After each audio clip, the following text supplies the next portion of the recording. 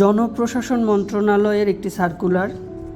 এর পদ হচ্ছে ষাটলিপিকার এবং অফিস সহায়ক। ষাটলিপি 3 জন নিবে এবং অফিস সহায়ক হচ্ছে 17 জন।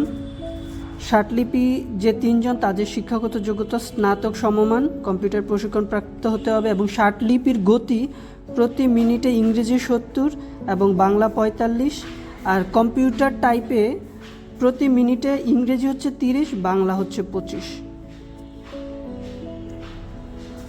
অফিস সহায়কের শিক্ষাগত যোগ্যতা হচ্ছে মাধ্যমিক পাস অর্থাৎ এসএসসি পাস এবং এর পদসংখ্যা হচ্ছে 17। 1/5/2026 সালে বয়স হতে হবে 32, সর্বোচ্চ 32, 18 থেকে 32।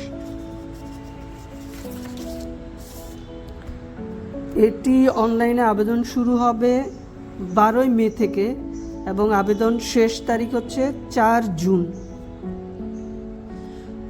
বিলম্ব না করে আবেদন করে ফেলবেন আপনারা। এর আবেদন ফি হচ্ছে 100 টাকা।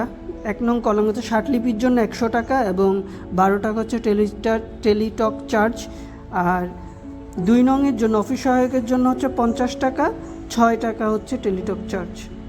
এসএমএসের সিস্টেম হচ্ছে আবেদন করার পর যে ইউজার আইডিটি পাবেন সেটি দিয়ে প্রথম এসএমএসটা পাঠাতে হবে।